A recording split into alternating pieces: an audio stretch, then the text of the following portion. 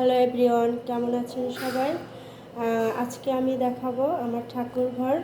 আজকে নিত্যদিনের পূজার মতো আজকেও পূজা করেছি, তবে আজকে একটা বিশেষ দিন ছিল, গণেশ চতুর্থী। তো আজকে দেখাচ্ছি গণেশ চতুর্থী দিন গণপতি বাপ্পার পূজা কীভাবে করলাম আর অন্যান্য ঠাকুরদের পূজা কীভাবে করলাম, আজকে সেটাই আপনাদেরকে দেখাবো। আমার আমার ঠাকুর ঘরে সব ধরনের ঠাকুরই আছে। তো আপনাদেরকে দেখাচ্ছি। এই যে বাবা ভোলানাথের পূজা দিয়েছি। এই যে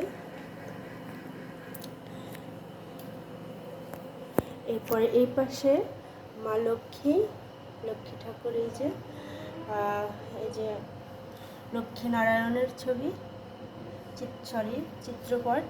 এই যে লক্ষ্মীনারায়ণের ছবি। এই পাশে হচ্ছে মা লক্ষ্মীর আসন, আর এই পাশে হচ্ছে ভোলানাথের আসন। এখন দেখাচ্ছি হচ্ছে রাধা মাধব। এই হচ্ছে আমার গোপাল ঠাকুর, হচ্ছে আমার গুরুদেব। আর এই যে আমাদের এখানে হরিচাঁদ ঠাকুর আর মাতা শান্তি দেবী। ওরাকান্দিতে হরিচাঁদ ঠাকুর খুব জাগ্রত। এখানে ওরাকান্দিতে হরিচাঁদ ঠাকুরের আশ্রম আছে। বারুণীর স্নান হয় এখানে, হচ্ছে চৈত্র মাসে। এই যে হচ্ছে হরিচাঁদ ঠাকুর। আর এই যে পিতলের রাধাকৃষ্ণ মূর্তি আছে আমার এখানে।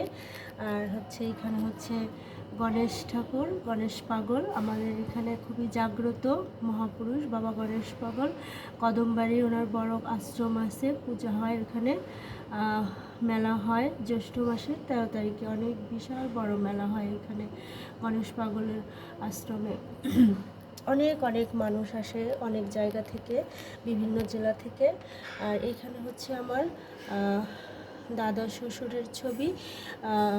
এখানে আমি বিয়ের পর থেকেই দেখে আসছি, এখানে আমার শাশুড়িমা পূজা করতেন। তো সেখান থেকে আমিও পূজা করি আমার আসনে। আর সর্বশেষ দেখাবো গণপতি বাপ্পা। এই যে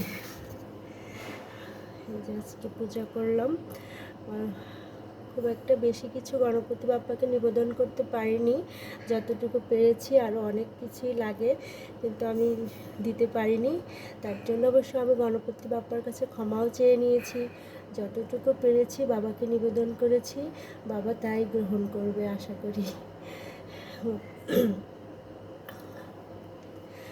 তো আমার ঠাকুরদের কেমন লাগলো, আমার ঠাকুর ঘর কেমন লাগলো সবাই জানাবেন।